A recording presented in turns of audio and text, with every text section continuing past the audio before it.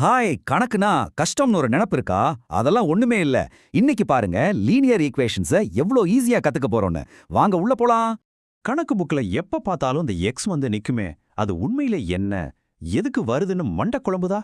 Don't worry, இன்னைக்கு அந்த மர்மமான எக்ஸ் பின்னாடி ஒளிஞ்சிருக்க ரகசியத்தை நாம சேர்ந்து கண்டுபிடிக்கலாம். ஓகே, ஃபர்ஸ்ட் லீனியர் ஈக்குவேஷன்னா என்னன்னு பாத்துறலாமா? ரொம்ப ரொம்ப சிம்பிள்ங்க. ஒரு லீனியர் ஈக்குவேஷன்ல நாம கண்டுபிடிக்க வேண்டிய வேல்யூ, அதாவது வேரியபிள்னு சொல்றோமே, அது ஒண்ணே ஒண்ணுதான் இருக்கும். சிம்பிளா சொல்லணும்னா, இந்த வேரியபிள்ங்கிறது ஒரு தெரியாத நம்பருக்கான ஒரு காலியிடம், ஒரு பிளேஸ் ஹோல்டர் மாதிரி. இதுதான் இதுல ரொம்ப முக்கியமான பாயிண்ட். சரி, இந்த வேரியபிள்ங்கிறத இன்னும் நல்லா புரிஞ்சுக்கணுமா? வாங்க ஒரு எக்ஸாம்பிள பாப்போம். இத பார்த்தா எல்லாம் தெளிவாயிடும். இத பாருங்க, நம்ம எக்ஸாம்பிள் x+5 = 10. இது ஒரு ரொம்ப சிம்பிளான நேரான லீனியர் ஈக்குவேஷன்.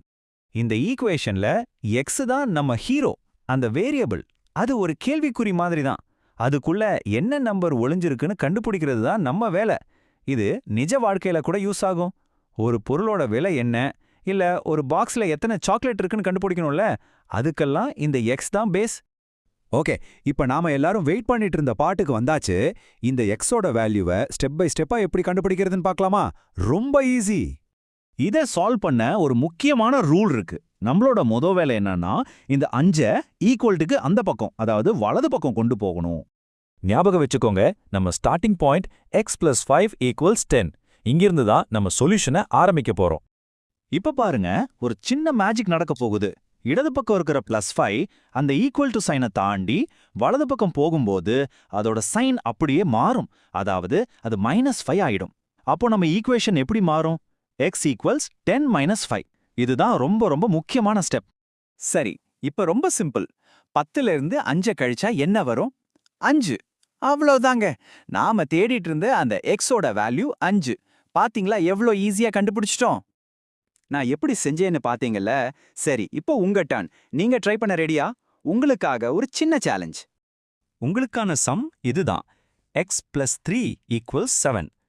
நாம இப்போ கத்துக்கிட்ட அதே டெக்னிக்கை யூஸ் பண்ணி இதுல எக்ஸோட வேல்யூ என்னவா இருக்கும்னு கொஞ்சம் யோசிச்சு பாருங்க. யோசிச்சிட்டீங்களா? எக்ஸோட வேல்யூ என்னன்னு கண்டுபிடிச்சு உங்க ஆன்சரை மறக்காம கீழே கமெண்ட்ல போடுங்க. உங்க பதிலெல்லாம் நான் பாப்பேன்.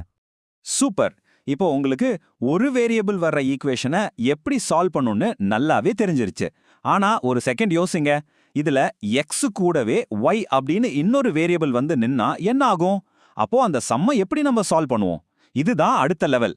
அத பத்தி யோசிச்சு பாருங்க.